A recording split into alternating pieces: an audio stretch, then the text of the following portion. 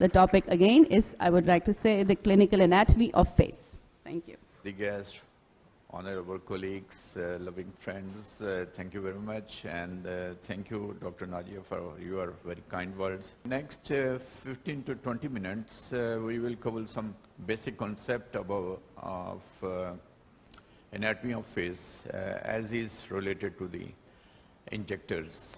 This injection anatomy is slightly different from the classical surgical anatomy or the radiological anatomy, that it mainly resides on the understanding of the layered structure of the face and the surface landmarks. It's comparatively simple than the surgical anatomy and also simpler than radiological anatomy. And as a dermatologist, since we do not open the structures, we mainly rely on the topographic landmarks, and by getting clue, we then inject the deep structures. Actually, it's a bind process, but you definitely have in your back of mind that where you are going to inject. So wherever you have to inject, you have to know the basic underlying vital structures in order to avoid the side effects and in order to get the maximum benefit. Face is composed of the various layers, and as a dermatologist, we mainly deal with the epidermis and dermis and subcutaneous tissue, but as injectors, then we have to understand the deeper structures like the superficial musculoepidermotic structures and the deep fat and underlying skull. And the understanding of these layers is important, since when we are going to give botulinum toxin, we mainly want to target the SMAS, the superficial musculoepidermotic structures. And when you want to refill the deep fat pads, then you go to the deep atrophic area where you need to inject. We are really grateful to the organizers of this conference, especially the scientific committee headed by Dr. Sadia and her team. Really grateful for organizing this excellent scientific program. I owe great depth of gratitude to my teachers, late Professor Tahir Said Haroon, the professor and the father of national dermatology. May Allah bless His endless mercy on him. The living legend, Dr. Manzoor Hassan, our great teachers, and we still remember and we are grateful for their teaching and training. The aging is process of getting older, and clinically that reflects on the surface by atrophic pigmented skin. Then the hypertonicity of the muscle lead to wrinkled appearance, and the atrophy of the fat and the shrinkage of skull leads to these sort of depressions. And for treatment of these, the epidermis, we can resort to some of the resurfacing methods like chemical peel, laser, or even topical continuous use of retinoids. The hypertonicity of the muscles, they can be relaxed with botulinum toxins. And for atrophy of deep fat and the shrinkage of bone, we can refill certain areas depending on where there is need for refilling. This is the basic concept of the layered structure of the face. Face is composed of 5 layers, starting from superficial, the skin, then is the subcutaneous tissue, then this is the SMAS, where the muscles of facial expressions lie. And in case of botulinum toxin, we mainly want to target these layers. And deep to that is deep fat pads, and these fat pads atrophic with the advancing age. And all these layers, they are mobile to some extent on each other, but they are tightly united by fibrous band. We call them ligaments. They are true ligaments which are attached on the deeper side to the bone, and on the superficial side they intermingle with the reticular dermis. And these fibrous bands keep these various layers together. but at the same time allow certain degree of movement. This is the framework over which all the 5 layers of the skins they lie, and the fibrous bands or the ligaments or the true osseous ligaments, they are attached to the orifices of this orbit, nasal, and oral, and by way of these attachment, you can get some mobility, but at the same time, they allow sliding of these structures onto each other. Again, the framework of the skull, over which are the layers they lie. And this is a dissection of the cadaver showing the superficial skin. Then deeper one is the subcutaneous fat and the smears, and deep to then, that is the deep fat pad. And these are the fat pads which become atrophic and that need to be treated with the fillers. The fibrous band that connect these various layers, they just resemble the branching tree. On the deeper side, they are attached to the skull, but as they move superficial, they branch and rebranch, and then they intermingle with the fibrous structure of the reticular dermis. And these fibrous bands, they keep these various layers together, but at the same time, they give you some mobility. This is again the cadaver's dissection.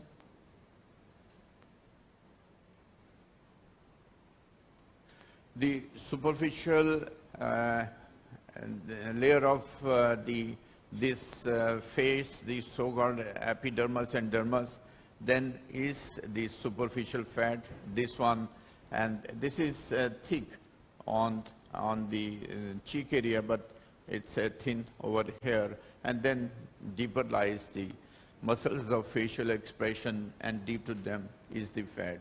And this layer structure is important when you are going to inject in these areas. And these are the various deep fat compartments, and these are bonded on each side. So whenever you inject the specific area, the injector material remain confined to these particular sites.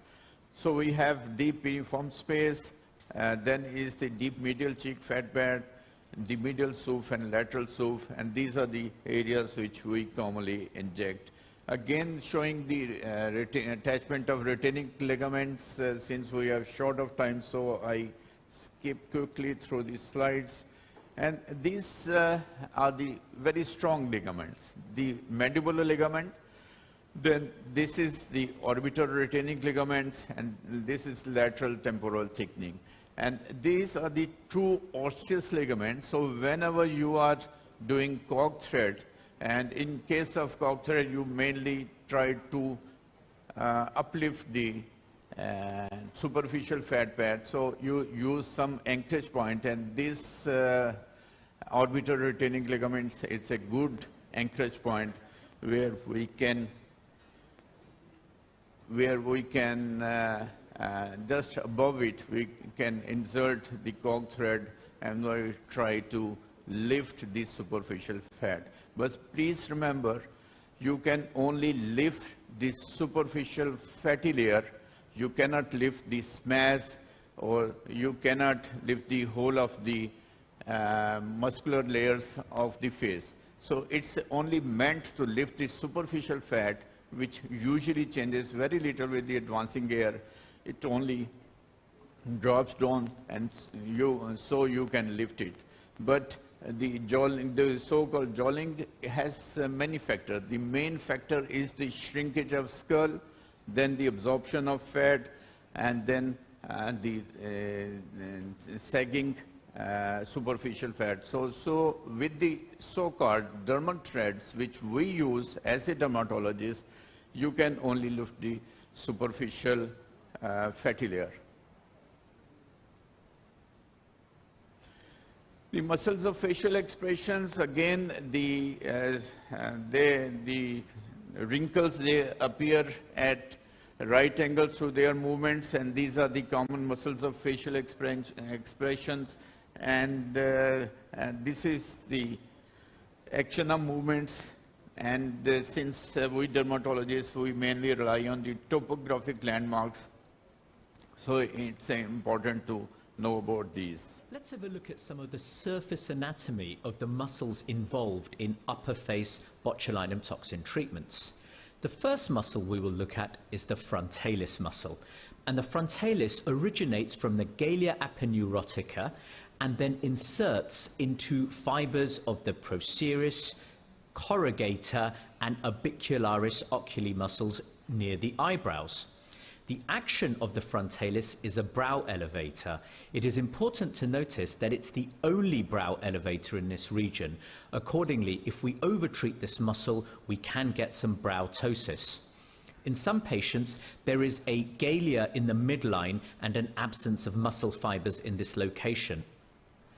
In terms of the lateral extent of the frontalis muscle, if we palpate the temporal fusion line or the temporal crests, which are usually found at the outer third of the eyebrow, it's very rare to have frontalis fibers lateral to this point.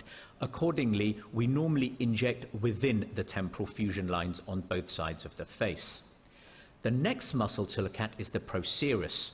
The procerus arises from fascia arising from the nasal bones and nasal cartilage. The fibers ascend vertically and insert into the lower fibers of the frontalis muscle and also the skin in between the eyebrows. Its action is one of a brow depressor, and when it contracts, it will bring the heads of the eyebrows down, like so. And you will notice this transverse crease across the bridge of the nose, and this is due to procerus activity. The next muscle we have is the corrugator supercilii. The corrugator arises from the superciliary arch of the orbital rim, and the fibers ascend at a 30-degree angle to insert into the dermis after passing through fibers of the frontalis. When we contract the corrugator, we will often see a little dimple near the insertion of the corrugator in the dermis. Finally, we have the orbicularis oculi muscle. The orbicularis oculi muscle has three parts, a preseptal and a pretarsal part, which are involved in involuntary blink movements of the eye. And then there are also the orbital fibers, which are involved in voluntary eye closure. The orbicularis oculi is a very thin muscle lying just under the skin. If the patient forcibly closes their eyes, you will notice that as the muscle is radially orientated, it forms lateral canthal lines which are perpendicular to the muscle fibers like the spokes of a wheel. We can also get the same lines forming when a patient smiles excessively. Accordingly, we treat this muscle for excessive crow's feet formation. We can also see the zygomaticus major muscle here. This originates from the maxilla and inserts into the modiolus and is an elevator of the corner of the mouth. Because the origin of the zygomaticus major is very close to the lower portion of the crow's feet, we have to be very careful injecting in this area. If we are too deep with our injection and we do manage to get some migration of the product onto the zygomaticus major, the patient may end up with a smile asymmetry where one side will rise normally and the other side will be affected. May I emphasize that this transverse line on glabrous area is because of action of procerus. One of my younger colleagues was trying to decrease its intensity by injecting the cork thread. Cork thread, I repeat again, they are meant only to lift the superficial fat. They will not be able to target this hypertonicity of these procerus. Yes, the surgical threads, they can to some extent elevate the muscles, but then they tie it to the bone. The thread which we dermatologists, they are using, they are only meant for lifting of superficial fat, not for hyperactive glabular area. Here, we're going to look at the surface anatomy for the chin treatment. When she contracts a mentalis, you will notice a lot of cobblestone appearance of the chin due to excessive muscle action. The mentalis itself is a paired muscle, and there are a number of different techniques to treat in this region. Some injectors prefer to treat in the midline, whilst others may use 2 injection points either side of the midline. My personal preference is a single entry point in the midline because I worry about diffusion of the toxin to the depressor labii at the sides. Let's now take some time to review the surface anatomy of the muscles that are involved when we treat the lower face with botulinum toxin. The most important landmark here is the modiolus, which serves as a point of attachment for several muscles and is just lateral to the oral commissure. We can see that there are a number of muscles indicated by the drawing here.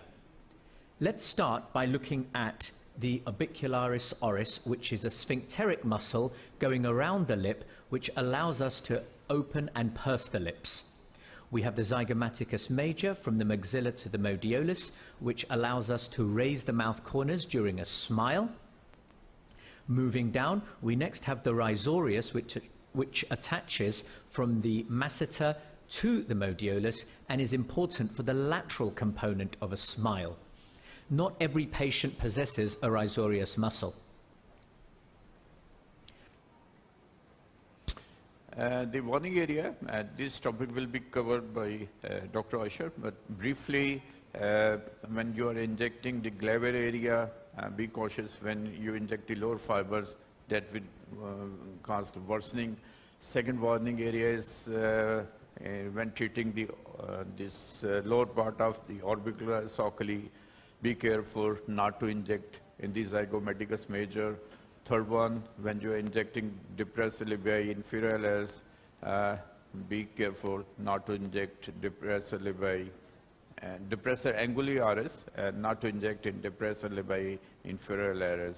And when injecting masseter, keep your injection on the side low to a line drawn from the oral commissure to the tragus. Otherwise, there will be risk of paralyzing the buccinator muscles. The face is supplied mainly by the external carotid that leads to the facial artery, but the internal carotid also have communication with this facial artery, and the anastomus, and the anastomus is especially over here. But when you inject with high force, there is a risk of retrograde injection and leading to theoretical blindness. The orbital foramen, supraorbital, infraorbital, and mental, they lie in a single line, and here the neurovascular structures, they emerge, and you have to be familiar with their landmarks. These are the changes with the advancing age. This skull, as I said, the main component of facial aging is in the framework. That is, the skull itself shrink, and that's why all the layers, they drop down, and that's why we have to inject supraperiosteally. Obviously, we cannot do nothing with the shrunken skull, but we can, to some extent, decrease this regression of bone by injecting supraperiosteally here and over here. These are the changes which we see clinically. And next. As I said earlier, the superficial fat does not change with age, only with weight, and but the deep fat, that loses about 1 to 2% every year after 40s, and that's why you have to restore deep fat with the fillers, and that's why we mainly inject in the deep area. The superficial fat only slide downwards, and that's why we try to lift it with some of the cork threads. And the fibrous band, which are known as the retaining ligaments, they also lose their tension, and we can inject in the armament of ligaments to get the some of the landmarks. improvement. The last So, video, the orbital retaining ligament, we have the zygomatic ligament, which always Volume. on patients we can see as a small shadow. Then we have here the zygomatic arch, yeah. We have the mandibular ligament right here. Here is the ventral part of the masseteric muscle. We know that here where there is the dimple is our modulus, yeah?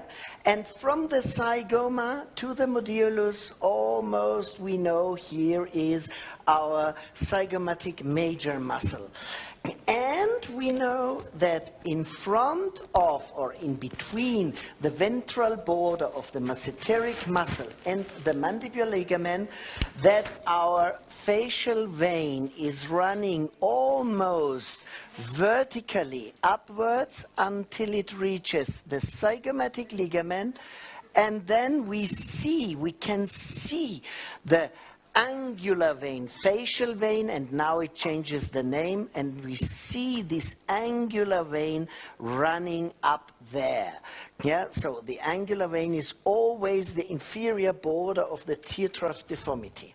About the artery, we know normally the artery is running to the modulus, lateral of the modulus, always lateral of the modulus, the under the mimic muscles, and then mainly it is running up, but within the nasolabial fold, giving some loops running upwards and giving an anastomosis with the supratrochlear artery, and here we have the supraorbital artery.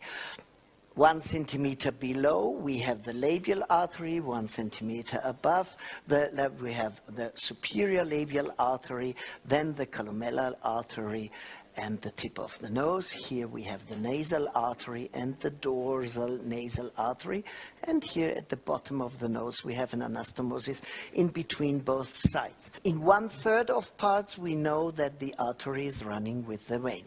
In between zygomatic ligament and orbital retaining ligament, we have our SOOF, medial SOOF, lateral SOOF. Yeah? The SOOF ends where the tear trough deformity begins, for the border is the zygomatic ligament. In between the facial vein and the nasolabial fold, in the depths, yeah, we find the deep medial cheek fat compartment. And laterally, we have the deep lateral cheek fat compartment, and the border which we have is a septum, the septum vena facialis. so that was a brief summary of the facial anatomy as far as the injected they are concerned. Thank you very much for listening.